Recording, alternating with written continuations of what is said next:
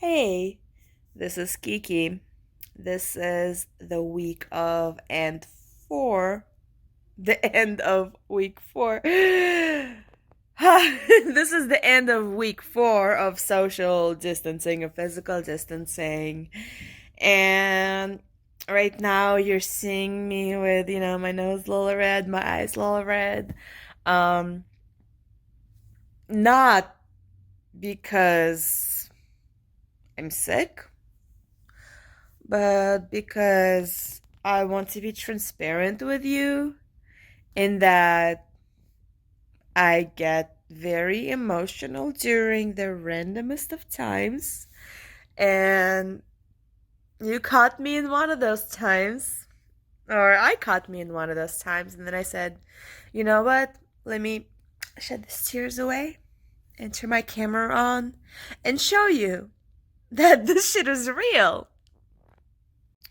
Oh, by the way, I just cleaned my phone, like where the camera thing is, and it looks so much clearer. I think it was broken before.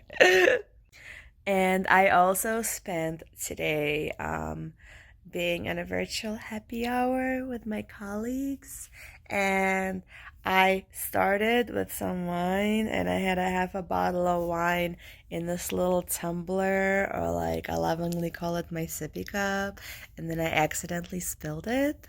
So then I went back home. I was just outside, like walking around, sitting outside in the bench, before. And then when that spilled, I went upstairs and I had a couple of beers.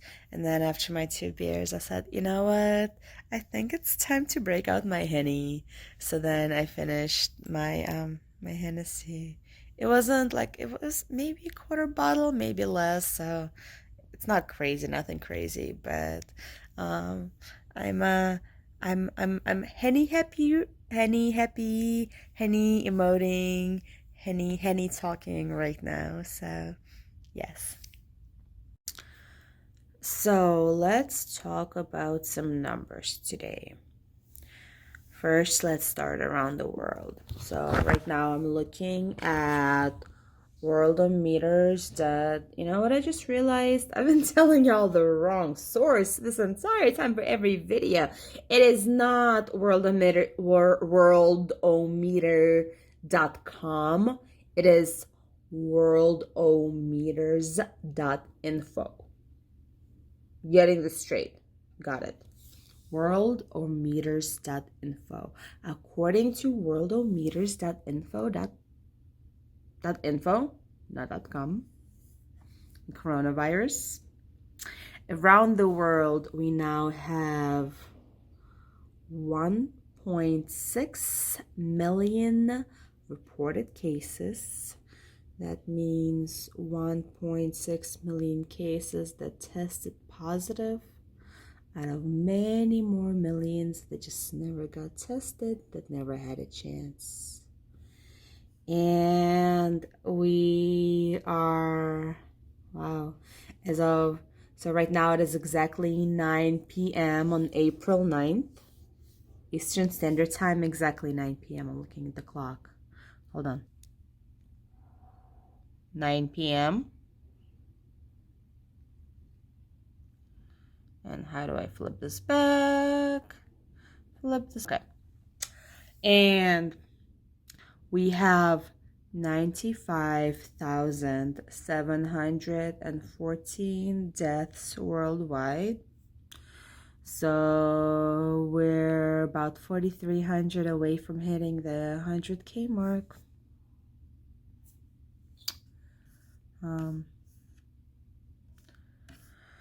And in the US, let's look at the US specific. In the US, we have 468,000. That is a 500,000 reported and tested coronavirus cases in the US, and 16,691,000, aka 17,000 deaths in the US due to the coronavirus.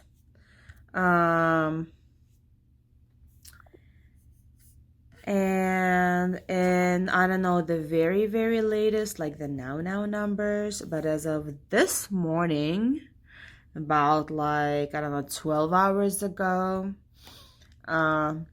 Maryland, the state of Maryland had over 5,000 cases. Virginia had somewhere between 3 and 4,000 cases. And Washington, D.C. had broke its 1,000 mark. And I'm naming those three territories because we are the DMV, the District Maryland, Virginia, the DMV. We're together. I guess we're nearing somewhere around 5, 3, and 1. That's 8, 9. I guess we're close to 10,000 cases. So we are now going to be the new epicenter. Epicenter, as you know, the news, the models, everybody. It's coming. We've been gliding so far, and hopefully, even with our growing numbers and becoming the epicenter or not, hopefully we can keep the curve flat.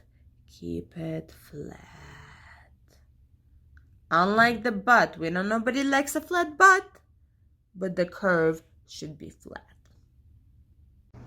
Guys, some days are a little tough. That was me on Thursday night. Right now, it is already Saturday, April 11th. All of the numbers I've just recited have gone up. This week on Wednesday, we've also begun the first night of Passover. For anybody that celebrates, happy Passover. And tomorrow is Easter, so for anybody that celebrates, happy upcoming Easter.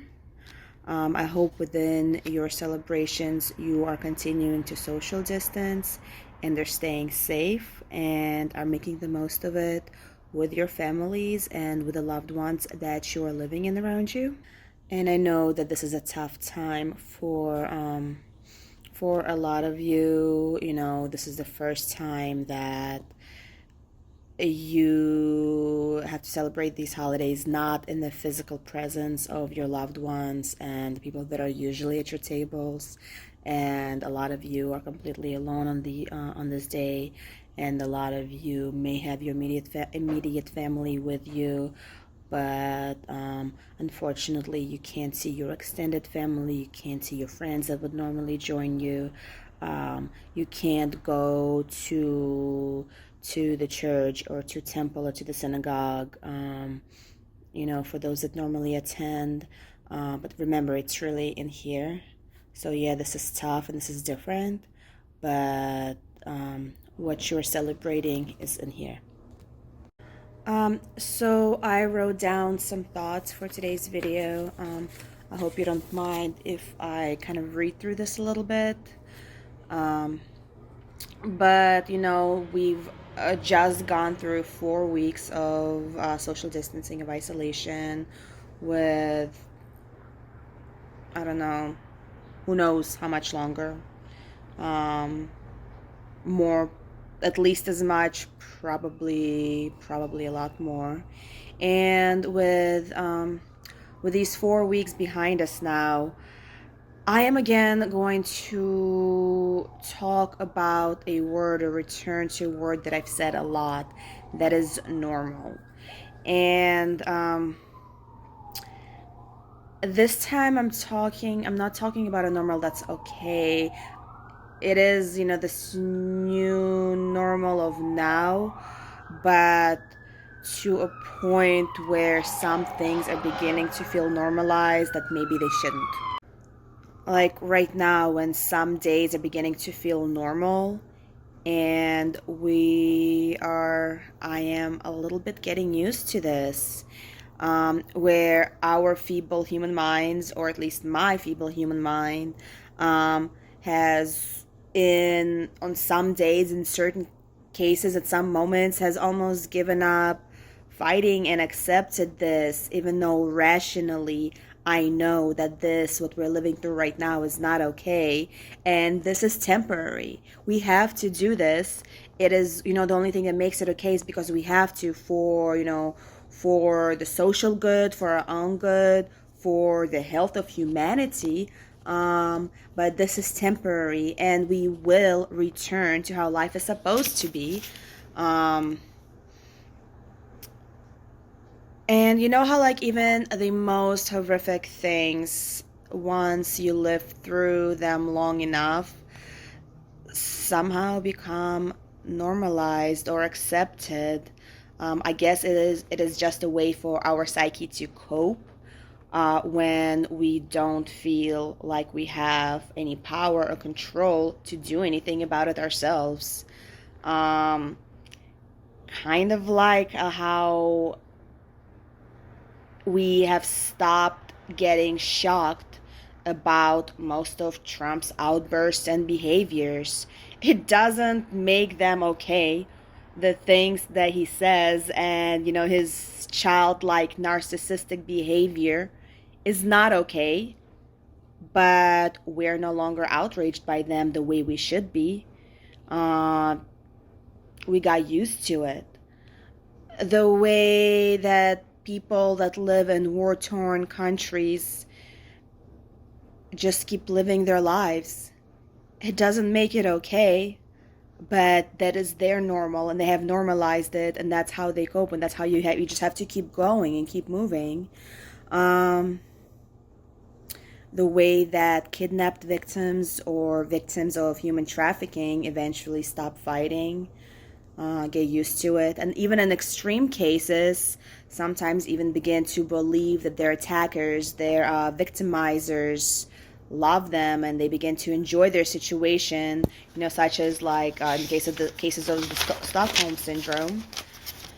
Um, I would be lying if I said that right now I don't sometimes feel almost relieved for the fact that I don't have anywhere to go and that I don't have to see anyone.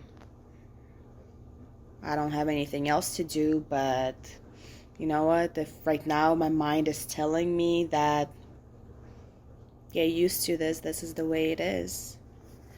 Um, in my personal coping, this adoption of this right here normal that we're living through, um, I started sleeping in later and later. Um, I have to usually be logged on for work at 9 in the morning. So in a lot of cases, I sleep in till 8:30, sometimes even later. And that half hour or less that I have, to get ready for work, as in, just put on some decent clothes, wash my face, feel freshed up. You know what I do instead? I just sit around, make some coffee, stare into space, literally just sit and do nothing. Um, I've been wearing the same clothes day in and day out. Though now I do have two separate piles, a pile for house clothes and a pile for outside clothes. Um, I Showers became less frequent than I cared to admit. I did take one today. Thank you. Nice and fresh. But then, like, even talking about it, even the fact that this is even happening, I realize it's all, it's like how I'm coping, and I realize that, right now my mind has began to normalize it, but I also keep reminding myself that that does not make it okay, and that this is temporary, and um, you know, this shall pass, and this is not something I should be getting used to. And maybe in another couple of months, again, who knows how long, really, um, I am going to have to start waking up before 7 in the morning again to put on my makeup, to pick out an outfit that I'm excited about and leave the house and get on the metro, public transportation, and go to work and see my coworkers, and then go to happy hours at crowded bars and instead of hanging out on Zoom, and go to the gym and be surrounded by sweaty people everywhere, and shower regularly, and actually take the time to miss, sitting on my couch doing nothing. But this right here, this is temporary. This is not okay, not something we should be getting used to. Um, if only just enough to help us through this period. So, with that, I want you to remember that what we're all dealing through right now this will not be forever. Whatever we may return to may be different than what it was before, but it will be better and it will be okay. We may not shake hands, the same that we used to. The elbow thing may become, the new the new official greeting in the in the office. Um, but what's happening right now will pass, and I'll be okay, and you'll be okay. So I'm off to make myself this steak that's going to pair with this wine. And I hope you stay safe, and I hope you stay vigilant. Love and light.